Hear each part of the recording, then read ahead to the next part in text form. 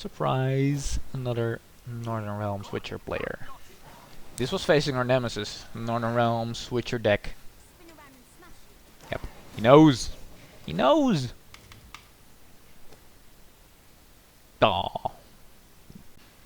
What is up, ladies and gentlemen? My name is Litsa. Thank you for clicking this video. This channel is all about bringing you fun and competitive decks to play for any mode and budget, so if that's what you're into, consider subscribing at the end of this video. Now, the Season of the Wolf is well underway, with the Trial of the Grasses seasonal mode being a ton of fun, and you probably already encountered the Northern Realms Witcher decks running rampant, which I, by the way, already did a video on, which I will link on the end screen. But there's more to this season than that deck. So I present to you what I believe to be the most optimal Skellige Witcher list for Trial of the Grasses. So, in case you missed it, Trial of the Grasses means any unit that appears on the board gets damaged by 2 and then boosted by 4. Unless the unit is a Witcher, then the damage does not apply. So, Witchers are basically OP this season. Way of the Witcher, thank you very much. Northern Realms got figured out relatively quickly because it already had a meta deck featuring a lot of Witchers, but after playing Seasonal almost all day, I really got to say the power level of Skellige is up there too, and this is why. Beer Witcher Quartermaster is a 20-point bronze card that costs 5 proficiency. That is insane. There isn't a whole lot removal going on right now, so you can expect to get 2 charges off very reliably, especially since this guy will be boosted as well. Now, the other card that makes Skellige insane in Trial of the Grasses is Armor Up. This card does 2 damage to an enemy unit and spawns 3 Witcher students who will be worth 18 points on your side of the board. Now, that is again insane for 5 proficiency, and just like the Quartermaster, you can do it twice. In this list I included Ceres and Crate and 2 Drum and Shield Maidens. Assuming you got to mulligan away the Drum and Shield Maidens and you get to play Ceres, that is 18 power on the board for 1 card. You don't have to run this package, but I find it works really well since you thin your deck, so you have a higher chance of thinning your other important cards such as the Quartermaster and Armor Up. So the deck thinning is actually a huge advantage because some of your bronzes are worth 20 points alone.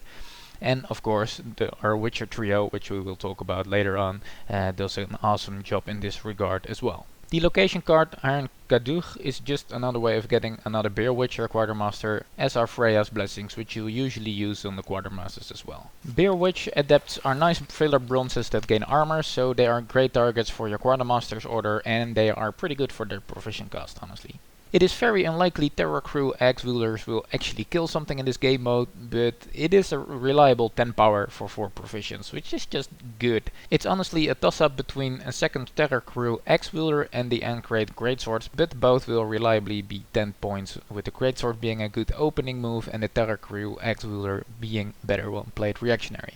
If you want to make changes to the list though and you need the proficiency, I'd advise you to replace a Greatsword with a Terror Crew Axe Wielder to free up 2 proficiency. Artifact Compression is a very underrated card in my opinion, as it always finds a good target in Trial of the Grasses and it's just 5 proficiency. It has its uses versus engine focused decks and the reset just removes a ton of power when you have the last say. Geralt Igni is up for debate as we are running Geralt Yrden as well. He may or may not be needed depending on how the metagame further develops, but this seasonal mode your opponents will reliably have more than 35 points on a single row anyway, so I believe him to be a more worthwhile inclusion than Geralt of Rivia. This card is replaceable though if you want to make changes, and you could replace it with Lippy. Just saying. Then we have basically the universal overpowered Witcher package for this season, containing Geralt Yrden, who will win you around every single time he is played, especially if you have last say. Vesemir Mentor, the most OP Witcher in the game right now. Geralt Quen, that helps you find the most OP Witcher in the game right now. And Selective Mutation, that helps you find the Witcher that helps you find the most OP Witcher in the game right now. You get the idea, since you always will want to spend this on Geralt Quen to summon Vesemir Mentor to overpower your opponents. Berengar is a high tempo tool that gives this deck a lot of power in short rounds as well, and Leo is a pretty big finisher, usually ending up being worth over 20 points, and of course our dynamic Witcher trio, Eskel, Vesemir and Lambert are in the list, reliably being worth 21 or 24 points when played, depending on whether or not you get Vesemir Mentor off. So let's take this baby for a spin. Onwards! Attack! So the first thing you want to do on the mulligan is obviously mulligan everything away that will be summoned in another way. Like here we have Eskel and Lambert. Obviously our first priority is to get rid of those. Now we do have Ceres and Crate, which will summon the Drum and Shield Maiden automatically, so we want to get rid of her as well, which is a risk because we might get another Eskel or something like that back in hand. If you have the luxury, it's also a good idea to try to get rid of Freya's Blessing in the first round, because there won't be a whole lot in your graveyard. But for now, the deck thinning tools, you really want to make sure they end up being in your deck, so they get summoned instead of being bricked in your hand. So since we have 2 Freya's Blessings in our hand, this will probably not be a super long round. And let's start out with Amphibious Witcher Quartermaster.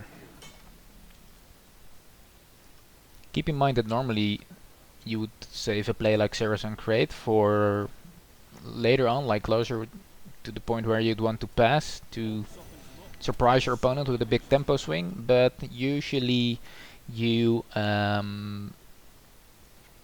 actually want to close up the round with stuff that needs the adrenaline, which I don't have a whole lot of in my hand, but Eskel is probably the best example of that.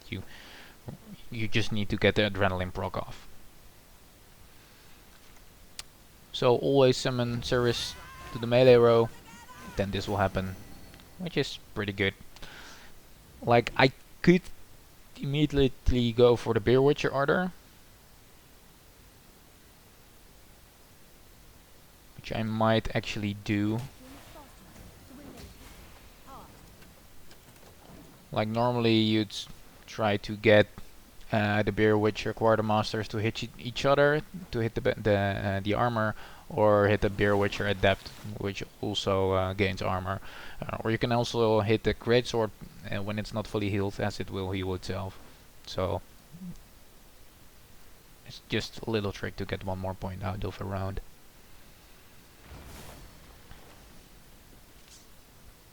If it bleeds, if not, we can probably still kill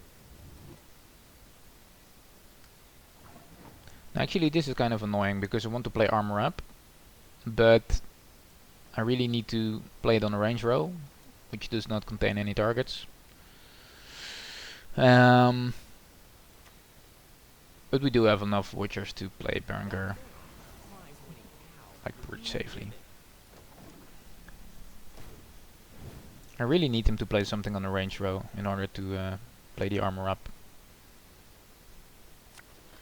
Because obviously the Igni and the Geralt Yrden you want to save for last. The Freya's Blessings are kind of bricked because our graveyard is still empty.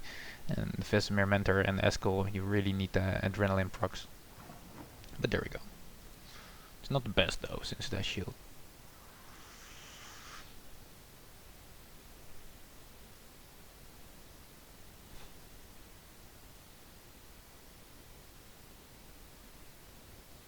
Or we could Yrden already, but it's a very early Yrden. I'd rather waste the damage of this card than wasting a Geralt Yrden. Like, Geralt Yrden generally wins you a round when you play it, when you have last say. So when you win round 1, you will have last say in the 3rd round.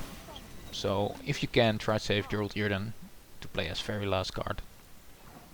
Will usually win you the game. So now we get to play Vesemir Mentor, which is just insane. Like everything in your deck, your hand on the board. It's just insane.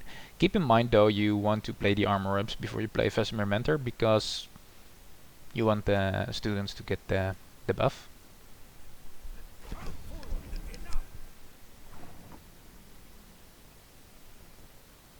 Now we can either try to get a Geralt Yrden off and win that way, or we can summon Eskel, but actually if we win round 1, we might be able to push our opponent in round 2 with summoning Eskel.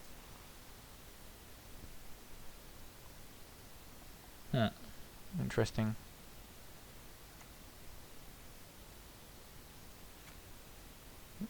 Not sure if our lead is big enough, like if the Erdens do. You know what? We'll go with the Yrden and we'll play the hero power, and hopefully that will get us the round. Because that's how the hero power is usually used. Just a big tempo swing. Like this is so much of a lead, he will probably pass. Which is great, because then we want an even and we can go very high tempo on round 2. So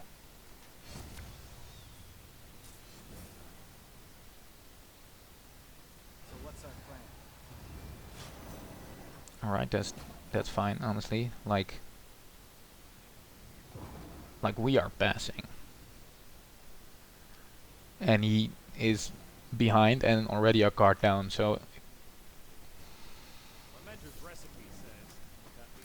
ooh, that's an expensive one. Well, I can still use his hero power.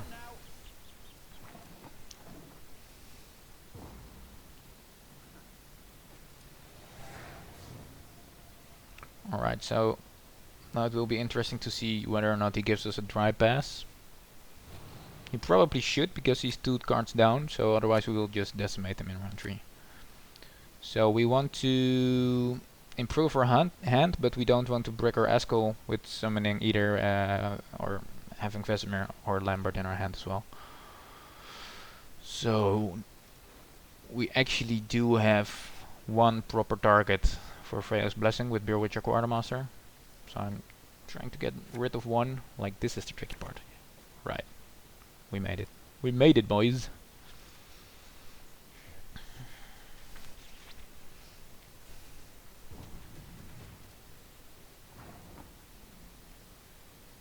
So this will normally be 10 points. This will be a little less. No, it's boosted. This will get boosted by 4. No, it's the Terror Crew Axe who will it. Gives us the least, yeah. It cost us the least points. Because Freya's Blessing on the Quartermaster will net us around 20 points.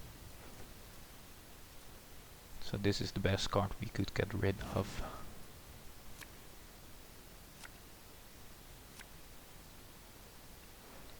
Now he probably does still have Geralt Yrden in his hand, or in his deck. We obviously want to get rid of one of those.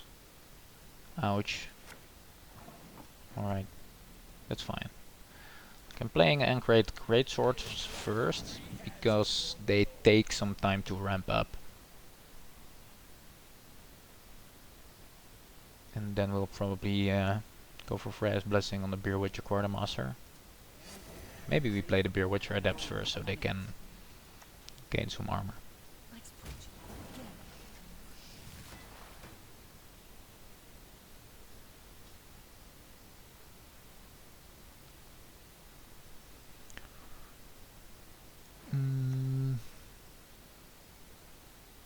We can get even 2 Quartermasters down, which is awesome.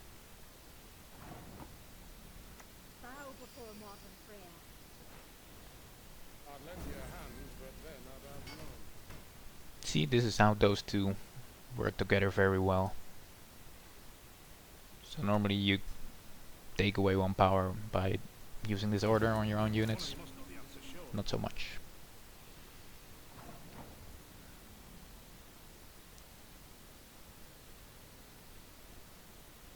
Now this is actually interesting, because this might be a good target for the artifact compression. I think we're going for it, as the lock will be very good.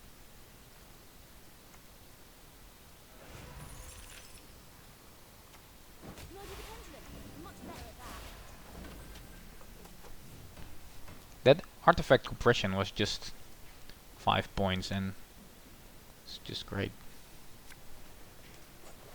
Just 5 provision cost, I mean.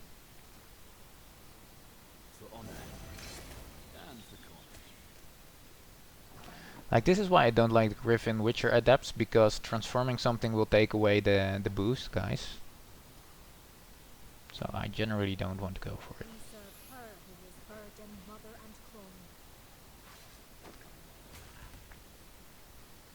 I'm honestly just hitting something without shield. It's a bugger he had the shield, but was a bit... It was to be expected.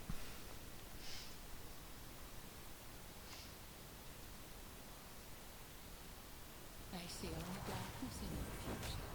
Only darkness. Sure.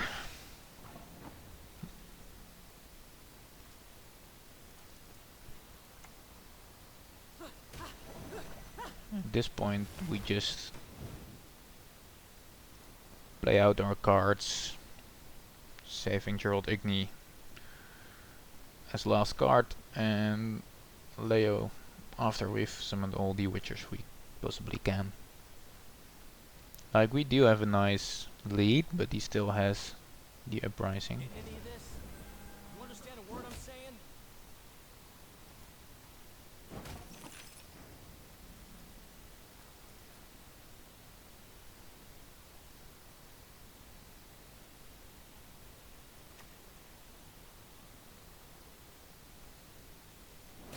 Sliding train on the cone. I hate it.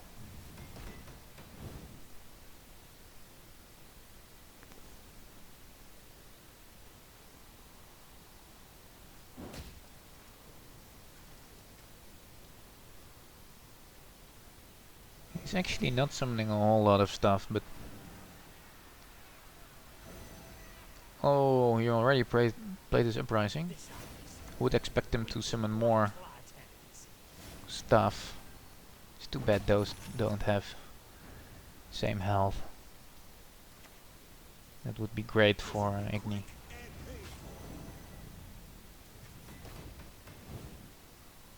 This is just ridiculous. After Vesemir Mentor plays, this is such a tempo swing. There's a time to reap, a time to sow, a time to die.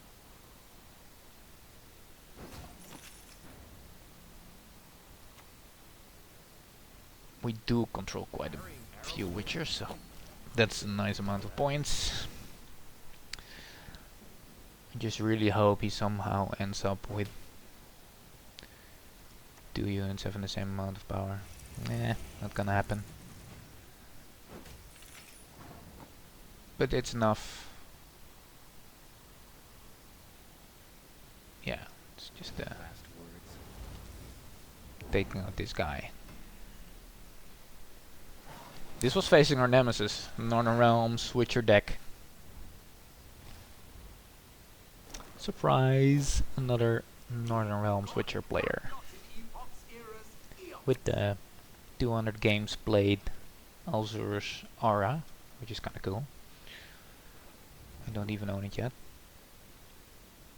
So I get rid of the Shield Maiden,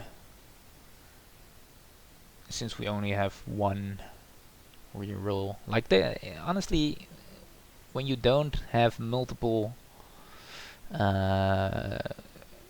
Witchers that summon each other, like Lambert and Vesemir and stuff in your hand, and you also don't break your Saracen crate, then your opening hand is good. Like, those two cards are great. Vesemir is awesome. Like, even this is 10 points.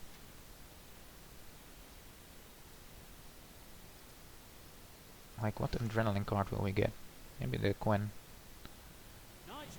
With the adrenaline we can just summon Quen and then play Yrden when we need to, which is kinda cool. So we start out with the Greatsword. So heal that up whenever he plays a unit. This list just runs 1. Because this is 10 points as well for 4 provisions. So... no, it's not enough damage. Well, if the exposed damage hits this guy, might actually prevent him from giving armor as well, which will probably end up not mattering at all, but might as well.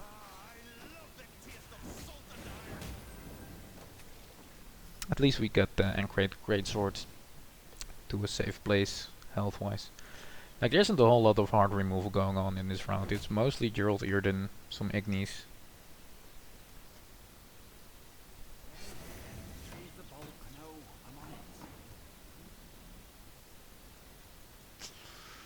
So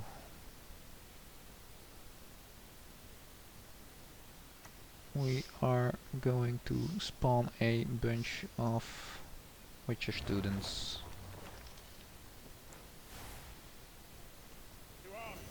Like Bear Witcher Quartermaster is virtually always the pick.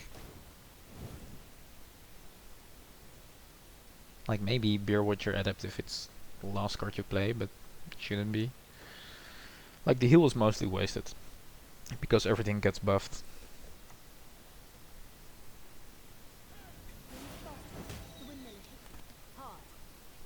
Like now he will transform this guy and then it will be a 4 power guy instead of a 6 power guy. That's why I don't like the Griffin Witcher Adepts. Like the last guy was running those as well. Which is interesting to say the least. Summoning the other guy so I can at least take the armor away. Get some value out of the heal. That's fine.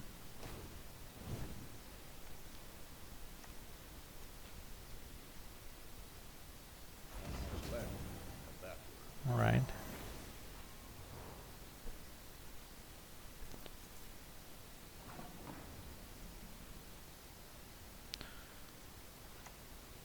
We can do that too.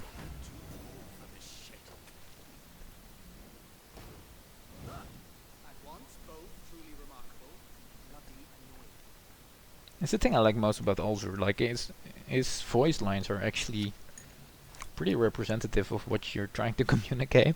Like when you're playing monsters or even worse, something like those Elven Squirtle dudes. You're just like, what are you trying to say? They're trying to say something like, well played, and then you say like, you would make a good slave. And I'm like, what?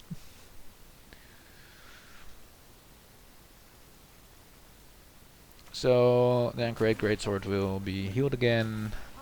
This armor we can lose. We do need to start keeping track of the... We don't want to fill up our rows.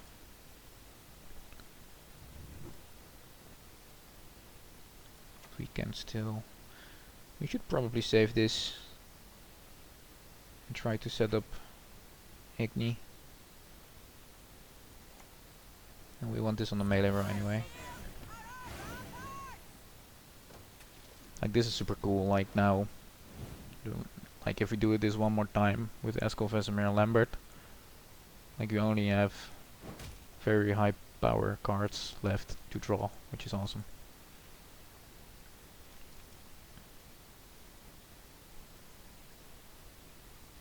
We could honestly consider passing. No, this is gonna be powerful, so never mind. If I can get a good Igni off, I'll do it.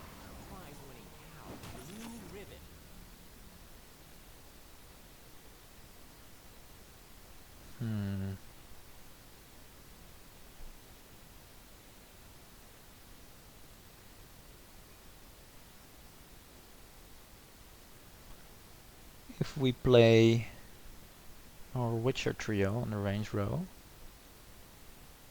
we can play one more unit. We actually fucked up, by the way. We should have played armor up before playing Vesemir Mentor.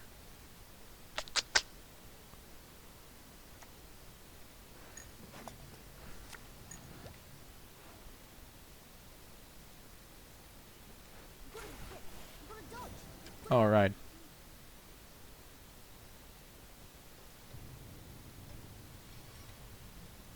Hurry up!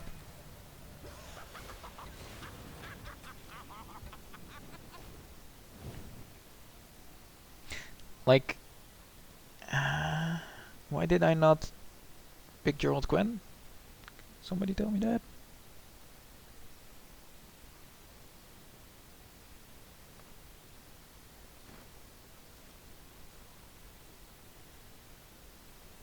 We don't have a lot of room, so we either pass or we play one more card. Like we do have a nice lead, but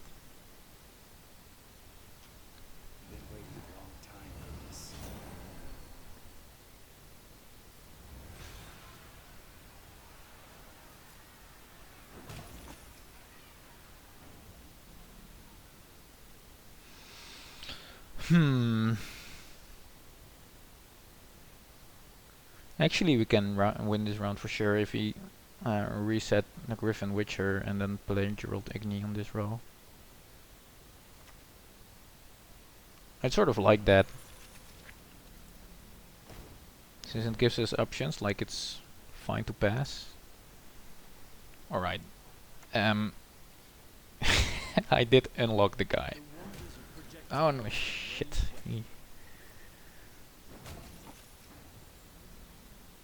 That jinxed the plan. I was hoping to destroy those guys with the Geralt Igni. So now this is 20. Yeah. I do want to win this round though, so can only come back with his hero power, or if he has Yrden. Like if you win round 1, like playing Eskel, Vesemir or Lambert on a short round 2 is like super good.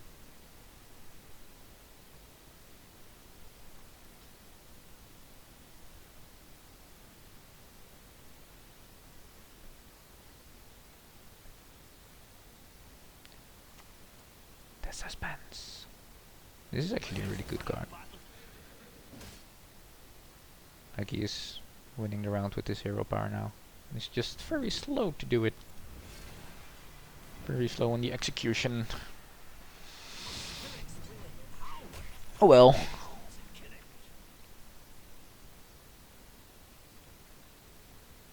Yeah, we can. This will totally break if we summon it. No, we're passing. We lost, but we're 1 card up. So we still have the Eskel summoning stuff for round 3. He'll probably give us a dry pass. Challenge will be to not break our hands. Yeah. Like, you don't want to take any risks at this point in drawing like Vesemir or Lambert. So this is fine.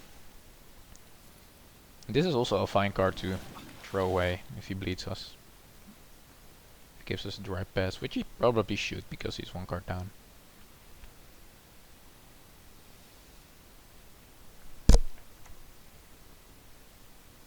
Alright. Ballsy.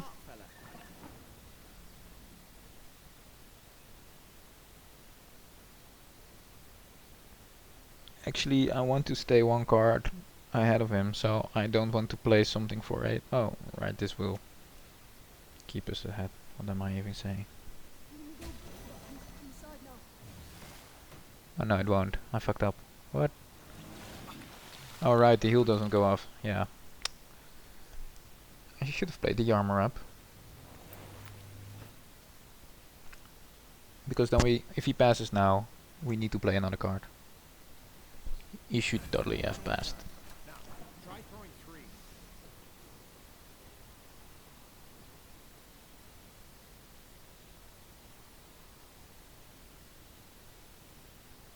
I am going for the armor up to stay ahead of him now.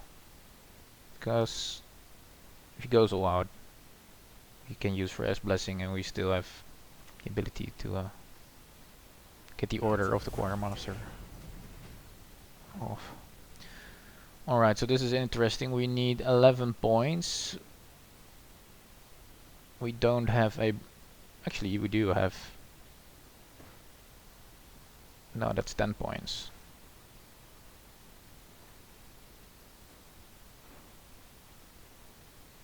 Oh, there is no way. Alright.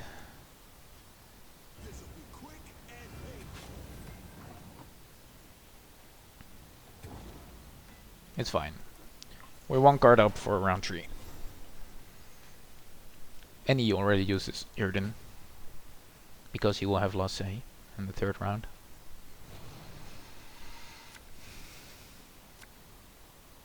And there is ours. This is great. This is great. Play a Witcher from your deck.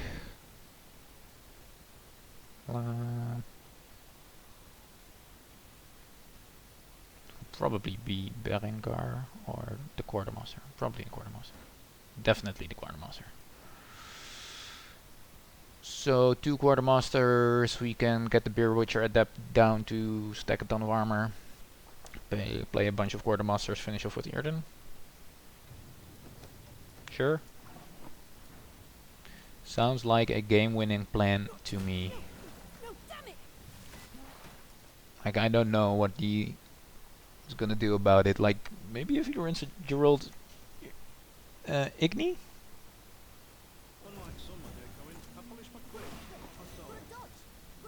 So we should probably spread our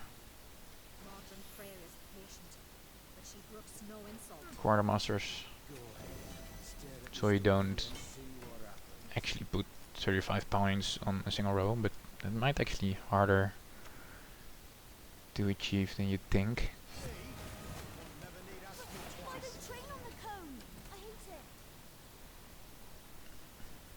Alright, that's a decent play.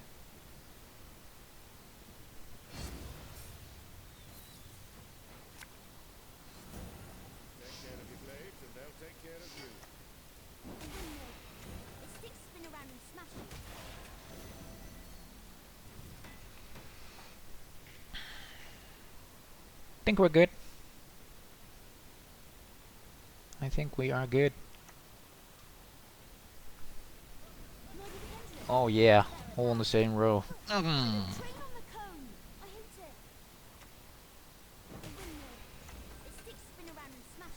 Yep, he knows. He knows. Aw.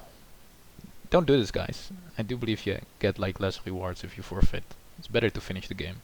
So there we have it, folks. I hope you enjoyed the games. I hope this gives you another amazingly powerful deck to play if you are fed up with playing Northern Realms, or if you're facing Northern Realms a lot like you guys saw. It did very well for me facing Northern Realms Witcher decks a lot.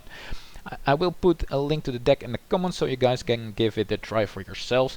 Let me know how it all works out for you and whether or not you prefer the Skellige over the Northern Realms decks for this season. Make sure to check out the video on the Northern Realms deck as well. It would be great if you showed this video some love in the form of a like, and if you enjoyed this video, it would mean the world to me if you'd subscribe. If you hit the bell icon, you'll be notified when I bring out my videos on other decks, so you can be among the first to play them. Thank you so much for watching. I hope to see you guys in the next video. Now watch this. Come on.